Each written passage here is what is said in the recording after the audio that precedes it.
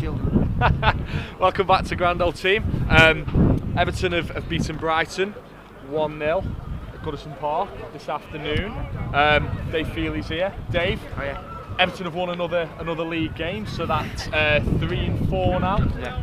Which is positive, very positive. At times today wasn't exactly the free-flowing football that we all want to see. However, Everton won that match, and that's a bonus, right? That's the whole ball game. To use the idiom, the obvious idiom, that is literally what we were here for today. That was trauma last week, boys and girls. Let's not dress it up as something what it wasn't. It was a 1-0 hiding. The second half certainly was anyway. So our morale it wasn't just low, it was under the table. Kid, and he recognised that. We've just been speaking off camera about the substitutions he made, and we'll get on to that. But I thought the Richarlison for the first goal was magnificent. If you watch it back, the step over where he gets the half a yard to put it round, and then to put it round, their goalie doesn't even dive for it, because he knows as soon as it's gone past him, it's in the net. Fantastic, because that game was bitty. I went to the away game against these, and it was kind of the similar thing. They've got an MO and they stick to it, and they're relentless with it. And the later the game comes in, if they're only a goal behind, they fancy themselves in penning it in, exactly what they just did the last 10 minutes. And all the big defenders come up and are looking for knockdowns and people running in behind you. So to avoid that scenario, fantastic. However, we must talk about the VAR thing. I've only seen it live. And I did just said to you, I went to the away game, which is the most horrendous decision I've seen all season given against us. Well, that today, he literally pulls Theo Walcott back. If Walcott goes down, it's a nailed-on penalty in any language on the planet, and he doesn't give it. Yet he picks up bitty fouls all over the game, giving yellow cards out here and there, and that's not a penalty, and it goes to VAR. I was sitting here to Dixie's statue away from it. Yeah. That's just my opinion. I only saw it live, but he looked as if Theo got behind him and he pulled him back. Deliberate foul, professional foul. It's anyway. Anyway, so VAR is a bit of a theme with regards to put it in the bin. Brighton. You're done then now with it. I mean, we won't spend too long on I haven't that seen. topic, but I go to match and I feel week in, week out as if I'm amongst the least informed people.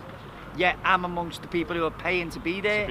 It's I hear that. I mean, you are somebody who watches every minute of Everton in the stadium, and I feel like that as well, just being a season ticket holder. It's that element of like what is going on. Today, when Dominic Calvert-Lewin apparently scored, we had a similar situation for a second where it's like what's going on until it appears on the screen. You just don't know. So it's not. But it kills the spontaneity. It kills soon teams won't even celebrate. They'll just wait and turn around, and that's not good for that. And that means as fans we won't celebrate. No, but you're trying to transfer it into kids.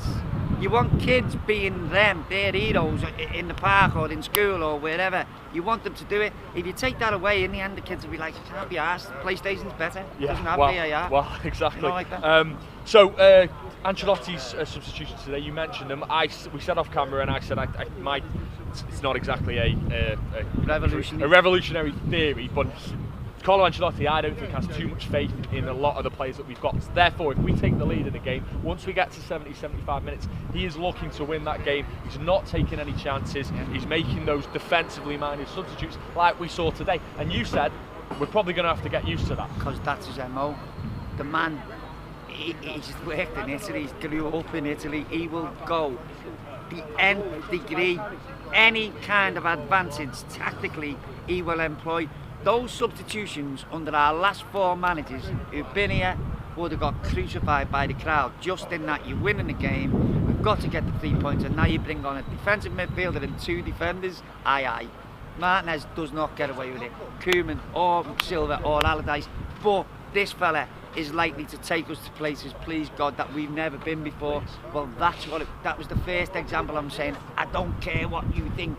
I know better than you, I've won more than you, and this is how it's going to be. We walked out with the 3 points, so we've got to turn around and say, our first exposure to that kind of side of him, well, he was right and we were wrong. So. Yeah, no, absolutely. Someone who's taken a lot of stick this week in the aftermath of what happened on Sunday, which was traumatic, as you said, Dave, for all of us as Evertonians, is Sigurdsson. I thought today he responded relatively well. I thought his delivery was a lot better than it has been, both from dead balls and whilst the ball was in play. I mean, he's always going to be a talking topic amongst Evertonians. If I was to give him a piece of advice, and he's a professional footballer and I'm not, I'd say read Bowley's book, and he'll say the secret of being a top midfielder is always on the half turn. He's always directly facing in one direction or the other. In other words, giving him one option, and when you're under pressure, you take the easy one and just play the way you're facing. If you're on the half turn, you've got more options. You can open the team out. If you turn your body, let the ball run. Now you're looking forward instead of backward. Yeah, it's a really good observation. He's very static. That's what I would say to our whole midfield. We had a 15-minute period in the second half. We were pressing in the right areas of the pitch, 2s and 3s going at once, and I was watching Liverpool do it to us last week, just sitting there saying, have we never seen this before? It was like they invented it in front of us and we'd never even heard of it. That's how surprised we were. Well, today we look as if we're a step forward. This is fucking not quantum leap shit, but it is incremental progress. So you'd say, yeah, Sigurdsson, I didn't think was as effective as Tommy Davis personally, but he was better than he was last week, so that's all we need today. We were playing Brighton this week. We go forward from here, we'll go to West Ham now and take each opponent exactly like we done last year after Millwall in the Cup. Yeah. And we went and got our first away win at Cardiff, then we took it to Huddersfield and got another one. Yeah. And then we went to West Ham and got another one after that.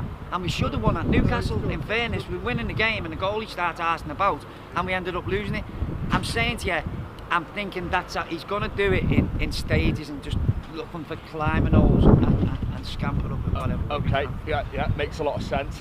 Very important. Just finally to conclude, Dave, for you, I'm not going to ask you for names of players that play for the clubs because who knows ultimately. But where do you think in January it's paramount that Everton strengthen? Is there any particular area? Midfield for you? straight away. I doubt very much that you're going to get a centre half who's going to come in and play 30 games a season for you next year right now. At this time I could be wrong, I doubt it though. However, midfield, I would say you can get a couple of bodies in. You might have to lose one more though. You might have to see maybe one or maybe even two leaving, but I would suggest that maybe a striker near to the end, an experienced striker, maybe someone who doesn't have to come in and play every week but can come in and get 3 or 4 or 5 goals for you by the end of the season. I'd say that. He's a very smart cookie, this fella here. So players who are even in other people's first teams but see the potential, what he might do here, might be attracted by that. And there's loads of players out of contract and come to the end of contract and they'll sign pre-deals and etc, etc. And that's where I expect them to come into his own, to be honest. Dave, as always, fantastic insight, mate. Much appreciated. Thank you, brother. Thank you. All right. Top man. Peace, Soffies.